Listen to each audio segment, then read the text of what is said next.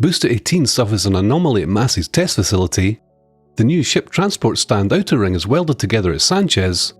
All the first level columns of the Gigabay have been stood up at the build site, and Pad 1 OLM and its legs have been brought down at the launch site. Hey everybody, and welcome to RGV Aerial Photography's Starbase Flyover update number 108. Clouds were an issue this week, but the pilot did a great job of navigating around them for another fantastic set of images.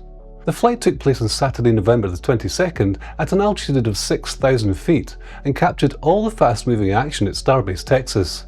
My name's Jeff A, and I'll be your guide today, so let's kick back and take in all the exciting sights. We'll start over at the Massey's test facility.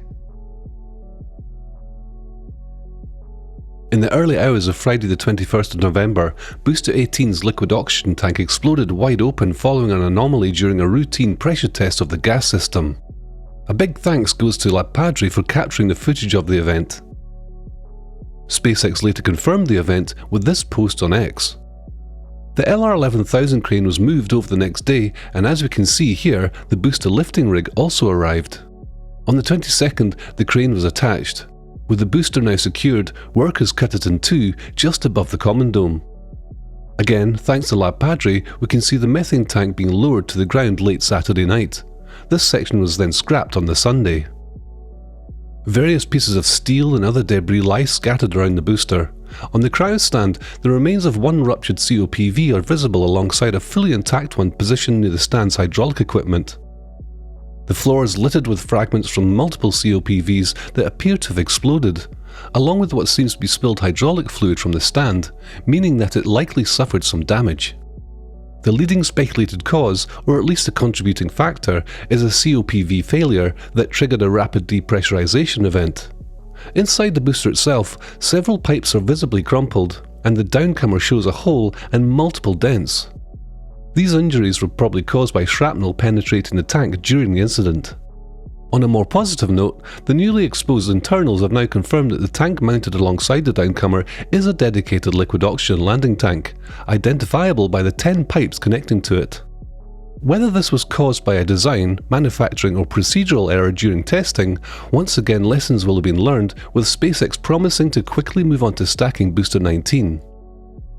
Now shifting to the methane farm, progress on the blast wall remains strong. The formwork has been stripped from the first poured section, while additional formwork extends to the right in preparation for subsequent pours. Nearby, 2 new subcoolers have arrived. It appears that there will be a total of 4 at the methane farm and 6 for the LOX farm. Finally, near the mortally wounded Booster 18, new components for a second static fire stand have been delivered. It's still uncertain whether this stand is intended for Starbase or is simply being fabricated here before shipment to LC-39A in Florida. That's all for Massey's, so let's fly on over to the Sanchez site. First, let's look over the site map to see where all the points of interest are located. Starting the new ship transport stand, we can see all the sections have been welded together to form the main superstructure. These new stands have protrusions that will enable them to be compatible with the booster parking stations at both the rocket garden and the staging area for Pad 2 at the launch site. The conversion of the second booster transport stand continues, and we can see 13 hold-down clamps that secure the booster during transport have been installed, with the remaining 7 lying on the ground. Finishing off the stand construction area, the last of the nose cone jigs has been moved. The area is now being used to continue with the assembly of more factory work stands. This week, we can see yet another new type. Looking at the ship's static fire stand maintenance platform, workers have finished the steel plating, leaving 2 holes for access from below. Work has started on 2 new sets of structures with cross beams. One set is 6 stacked on top of each other, and the other has 2 so far. Speculation suggests they might be related to Gigabay. The steelwork spotted last week here has had additional parts added to form a truss-shaped section. The purpose of this is still unclear, and once again could be part of the Gigabay construction.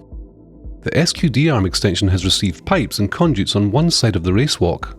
This extension will host a SQD interface for the version 3 ships. After the CO2 tanks were removed, Booster 17 was moved to Megabay 1 on November 19th for scrapping operations. The last remnants of the methane tank were moved to the ring yard on November 20th. We can see some of the ring sections here at the scrapyard during the flyover. Next, the aft section was cut free and moved to the rocket garden, leaving its internals exposed. This is the first complete view of an intact version 2 aft. In a side-by-side comparison, we can see just how different version 2's plumbing system is from version 3's. Before moving to the build site, we'd like to thank all of our YouTube and Patreon members. Remember, all the patrons get to participate in our show and tell sessions on the same day of each flight. Here you can join in the discussions and ask your own questions. YouTube members also get to watch and listen in with a live chat function. Starting at the Gigabay, work is continuing on the first level of the building, with the last corner having its columns installed soon after this flyover. Construction of the next level should begin fairly shortly. Moving to Megabay 1, we can see Booster 17's LOX tank during the scrapping process, with sections leaving the bay at a steady pace until the final piece left the building on Monday, November 24th, completing the scrapping process. In the early hours of the 25th, the A2 section of Booster 19 was rolled into Megabay 1, beginning the stacking of the second version 3 booster. Thanks to Lab Padre and Vix on X for this video clip. Moving to Megabay 2, Test Tank 39.1 can be seen near the door before it was rolled out to the Massey's test site on the 25th for cryogenic proofing and structural testing. This will be done to test the aft section for version 3 ships. Finally, taking a look at the apartment building, work is continuing with the installation of panes of glass and internal structures of the building. That's all for the build site this week, so let's move over to the launch site. Here's a labelled map from this week's images. Pause the video if you need more time to look it over.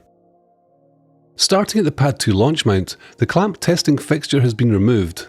19 rotations were witnessed, indicating 20 tests allowing each set of clamps to be tested with angled forces in both directions. Just below, the rear hood to the LOX BQD was removed. Near the edge of the pad, the thin strips that might be seal spaces have been transported from Sanchez. On November 24th, the hood was reinstalled. It's unclear if these seals have been put in place or if the hood is only being test fit again. Behind the tower, installation of the SQD arm was in progress during the flyover. The LR11000 can be seen lifting the arm with the assistance of the LTR1220 as the arm was rotated into the vertical position. The remainder of the day would be used to level the arm, with it remaining suspended from the crane overnight. On the morning of the 23rd, the arm would raise to its hinge points for installation. The actuator would also be installed later that evening. In a sign of a smooth installation, Monday afternoon would see the arm rotated to the locked position next to the tower under its own power. In this ground image taken by Starbase Surfer, just after installation on the tower, we can see the location of a new vent. This may be the LOX vent used during chill down, which was attached halfway up the tower on Pad 1. Moving across the launch site, removal of tank hardware for Pad 1 continues. First, we can see the 4 subcoolers from the methane site have been removed. Some minor systems in the area seem to remain, possibly systems used by the storage tanks that are still connected to the Pad 2 pump farm. Just to the left, the 3 pill tanks used for the water-jacketed vaporizers in the Pad 1 fluids bunker are gone. So are the 2 vertical tanks used for the Fire-X systems. Above, the 2 larger tanks are one step closer to removal, with all connections to them disconnected. The area near the large methane tanks is being prepared as a construction access for Pad 1, with a new road winding from the D4 exit over where the old LOX pump and fluids bunker were. Turning to the rapid removal of the Pad 1 launch mount, all 6 legs are now cut off, with only a few larger pieces from the tops remaining around the pad.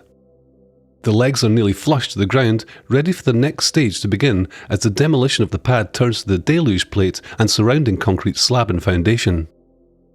Just above, the chopsticks have also seen significant progress this week. Both landing rails have now been removed. The left chopstick has been shortened, with the unneeded section cut off. It can be seen near the methane offload station, cut into manageable pieces. Here the landing rails can also be seen. The left rail has been cut in 2 pieces, with the right rail marked to be cut in the same fashion. Looking up the tower legs, 2 of the 3 access platforms are working their way up the legs with multiple cables hanging to the ground and connected to welders for refurbishment of the carriage rails. The removal of the Pad 1 deluge tank farm continues at a slow pace.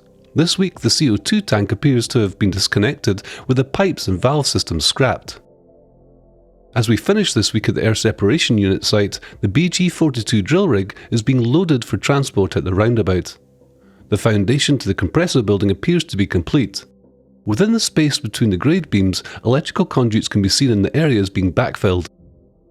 Some appear to be filled with the foam gravel, while the middle areas are being filled with a concrete-based fill, likely a mix commonly referred to as flowable fill. A concrete that is mostly cement and sand, which is easier to work with and can be easily removed if needed. Formwork around the perimeter indicates a final floor slab will be poured as well. Well, that's all for episode 108 of Starbase Flyover Update. Thank you for choosing to fly with RGV aerial photography, and we hope you all enjoyed the flight.